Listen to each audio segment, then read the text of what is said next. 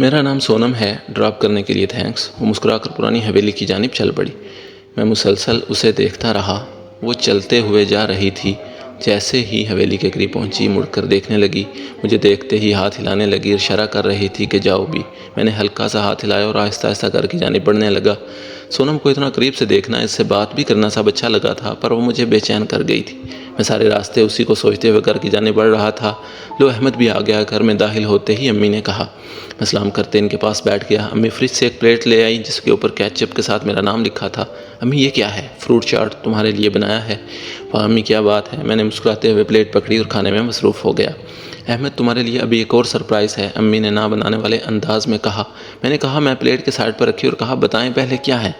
कुछ देर बाद कमरे से मेरा ख्वाब यानी मेरा कैमरा ले आई। कैमरा देखते ही खुशी के मारे फूला ना समा रहा था।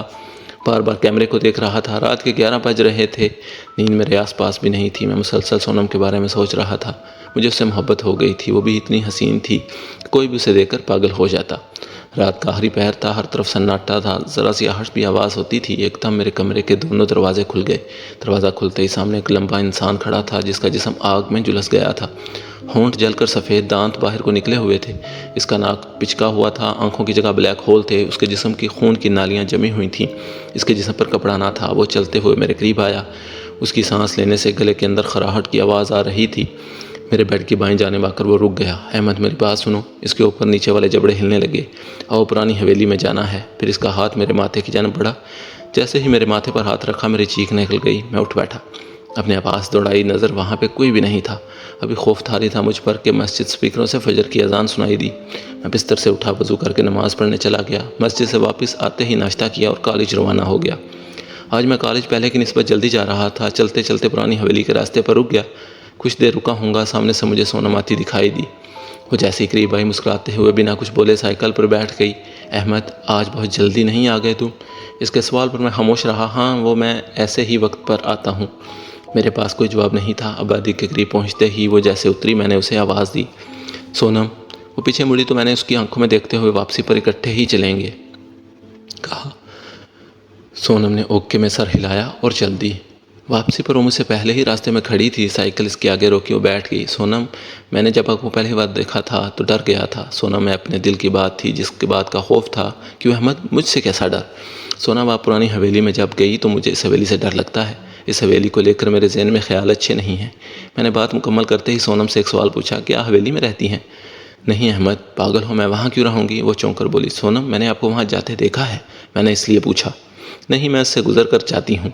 आगे गांव है हमारा। मैं हैरान होकर सोनम को देखने लगा और उसकी मुस्कुराहट कहकशां में बदल गई। सोनम, आप झूठ बोल रही हैं। हाँ, मैं झूठ क्यों बोलूँगी अहमद, तुम इतने डरपोक हो, मुझे पता नहीं था। मैं शर्मिंदा था उसकी इस बात से। साइकिल पुरानी हवेली के रास्ते पर रोकी तो उतरकर मेरे सामने आकर खड़ी हो गई। अहमद, तुम्हें हवेली से डर लगता है? सोनम ने सीरियस होकर पूछा और सर झुकाकर हाँ कहा। चलो मेरे साथ आओ, इस हवेली में चलते हैं। सोनम, मुझे तुम इंसान नहीं लगती हो। हा हा हा। वो फिर हंसी और मेरा हाथ पकड़ कहने लगी, चलो मेरे साथ। हाथ पकड़ते ही कहने लगी, अब यकीन है कि मैं इंसान हूँ? मैं मुस्कुरा दिया, साइकिल वहीं खड़ी करके इसके साथ चलने लगा। सोनम, बस कर दो, मैंने कहा तो वो और मुस्कुराने लगी और हवेली के दरवाजे के सामने रुक गया। अहमद, अंदर आओ, कुछ नहीं होता, मैं रोज़ यहीं से गुजरती हूँ। मुझे पुरानी हवेली के सब किस्से याद आने लगे। सोनम ने मेरा हाथ पकड़ा। मैं अल्लाह का नाम लेकर हवेली के अंदर दाखिल हो गया। मेरे अंदर दाखिल होने से एकदम हवेली में तूफ़ान आ गया। हर चीज़ हरकत में आ गई। मेरा सर चकराने लगा। हवेली में मौजूद दरख्तों के पत्ते ज़मीन पर गिरने लगे। परिंदे दरख्तों से उड़ने लगे। सर चकराने की वजह से मैं ज़मीन पर बैठ गया। अहमद, अहमद, क्या हुआ? सोनम मेरे करीब आई। कुछ नहीं, मुझे चक्कर आ गया था, अब ठीक हूँ। अहमद, तुम डर रहे हो? नहीं, मैं नहीं डर रहा, मैंने हिम्मत लाते हुए कहा। फिर मैं और सोनम एक दरख्त के नीचे टूटे फूटे टेबल पर बैठ गए। बहुत बातें की सोनम से। सोनम, मुझे अब चलना चाहिए, काफ़ी वक्त हो गया है, मैंने खड़े होते हुए कहा। हाँ अहमद, मुझे भी चलना चाहिए, काफ़ी वक्त हो गया है। हम दोनों ही चलते चलते हवेली से बाहर आए। सोनम, फिर तुम वापस जा रही हो? मैं तुम्हें वहाँ तक छोड़ने जा रही ताकि डर ना जाओ। और फिर वो हंस दी। इसकी हंसी देखकर मैं भी मुस्कुरा दिया। थोड़ा आगे जाने के बाद वापस जाने का कहा। सोनम ने हाथ हिलाया और वापस चल दी। अब रोज़ घंटों बात होती थी। मैं घर से कॉलेज जाता, सारा वक्त सोनम के साथ गुजारता। घर वाले भी मेरे चेहरे की खुशी पर हैरान थे। लेकिन मैं किसी को नहीं बताता था जो घर से कॉलेज जाता हूँ, पर मैं कहीं और इश्क फरमाता हूँ। सिलसिला चलते चलते 2 महीने गुजर गए। रोज़ घर से कॉलेज जाना, सोनम के साथ वक्त गुजारना, पढ़ाई में दिल ही ना लगता था। एक दिन सोनम के साथ इतना मगन था कि वक्त का पता ना चला। इससे इस कदर मोहब्बत भरी बातें हुई कि सोनम का नशा सा होने लगा। मैं दिल थामते हुए से इज़हार मोहब्बत कर दिया और ये भी बयान कर दिया कि कितनी मोहब्बत है सोनम। हज़ारों मिसालें दी सोनम को। सोनम ने भी मुस्कुराते हुए मोहब्बत कबूल की और फिर करीब आने लगी। बहुत करीब आई, इतनी करीब कि सांसों तक आ गई। मैं और वो एक दूसरे की आंखों में देख रहे थे। अहमद, तुम इस रिश्ते को क्या नाम दोगे? सोनम ने आहिस्ता से पूछा। मैं इस रिश्ते को एक ही नाम दूंगा, कहने लगी। क्या? मैं सोनम की आंखों में देखते हुए बोलने लगा, पुरानी हवेली की मोहब्बत। फिर वो पीछे हटने लगी और पत्थर के दीवार पर लिखने लगी, पुरानी हवेली की मोहब्बत। इसके लिखते ही एकदम तेज़ हवा चलने लगी। शाम की स्याही आसमान पर फैलने लगी। आज बहुत देर हो चुकी थी मुझे। यहाँ घर वाले बहुत परेशान थे। मैं इतना लेट कभी घर ना गया। सोनम, बहुत वक्त हो गया है, मुझे जाना चाहिए। सोनम ने ज़ुबान से कुछ ना बोलते हुए सर हिला दिया और मैं चल दिया। घर पहुँचते ही सबकी नज़र मुझ पर थी। अहमद, कहाँ थे तुम? अम्मी मेरे पास आते ही कहा। मेरे लेट आने से सभी परेशान थे। मैं बस दोस्तों से खेलने लग गया था, इसलिए लेट हो गया। बाबा ने बात ही नहीं की मुझसे, खामोशी में कमरे में चला गया। अम्मी ने वहीं खाना दिया। खाना खाने ही सोनम के ख्यालों में मज़े से सो गया। रात के 1 बजे का वक्त था। मेरी आंख खुली तो दिल घबराहट सी हो रही थी। मैं बिस्तर से उठा किचन में पानी पीने चला गया। अभी पानी निकाला था, मुझे महसूस हुआ मेरे कंधे पर किसी ने हाथ रखा है। मैंने पीछे देखा तो वही शख्स था। उसकी आंखों में सुराख बने हुए थे, उसके होंठ जले थे, सफ़ेद दांत खौफजदा कर रहे थे। उसका जिस्म फुल स्याह था। मैं देखते ही चीख मारी और पीछे जा गिरा। इसका जिस्म स्याह था और मेरे गिरने से। अहमद, मेरी बात सुनो। इसके जबड़े हिलने लगे और गले से खरखराती आवाज़ निकली, तुम अगर अब सोनम से मिले तो अंजाम अच्छा नहीं होगा।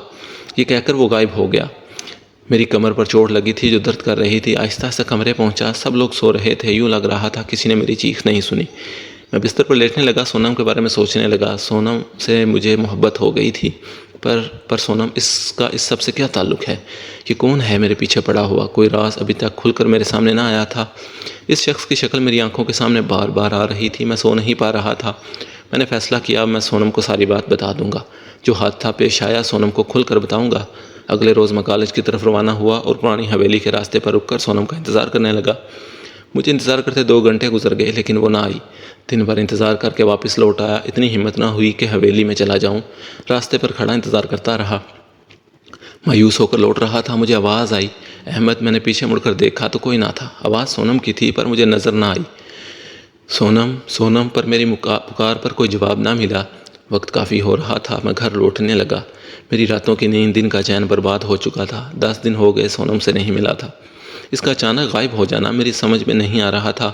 मैं हर रोज़ इसका इंतज़ार करता, वो ना आती। हर रोज़ मायूस होकर लौट जाता। आज 15 दिन हो गए थे मैं उसी के इंतज़ार में बैठा था। अचानक पुरानी हवेली में उसकी लड़की भागती हुई निकली जो मेरी तरफ तेज़ी से बढ़ रही थी। सफ़ेद कलर का लहंगा था। जब वो करीब आई तो देखा वो सोनम थी। मैं इसकी तरफ भागने लगा। भाग कर उसे गले लगा लिया। सोनम, कहाँ चली गई थी तुम यार? मैं गले लग कर रोने लगा। सॉरी अहमद, मेरे अब्बू बीमार थे।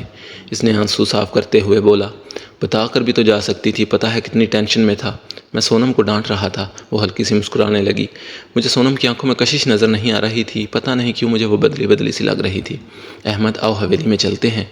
सोनम ने मेरा हाथ पकड़कर हवेली की तरफ इशारा किया। हाँ चलो, मैं तुमसे बहुत ज़रूरी बात करनी है। अहमद, क्या बात करनी है? सोनम ने हैरानी से मेरी तरफ देखते हुए कहा। पहले रिलैक्स होकर बैठते हैं, फिर बात करते हैं।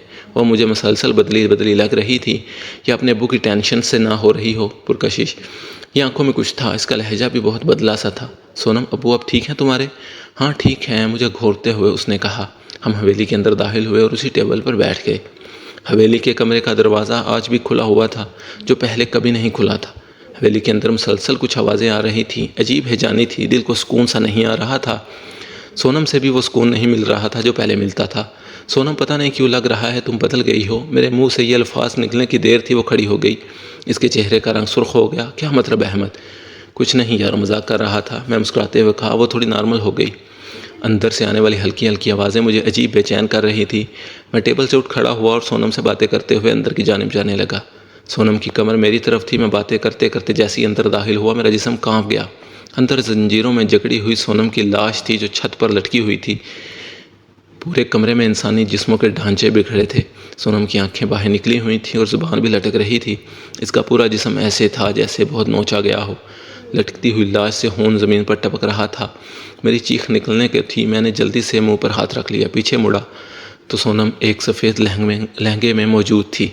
जारी है।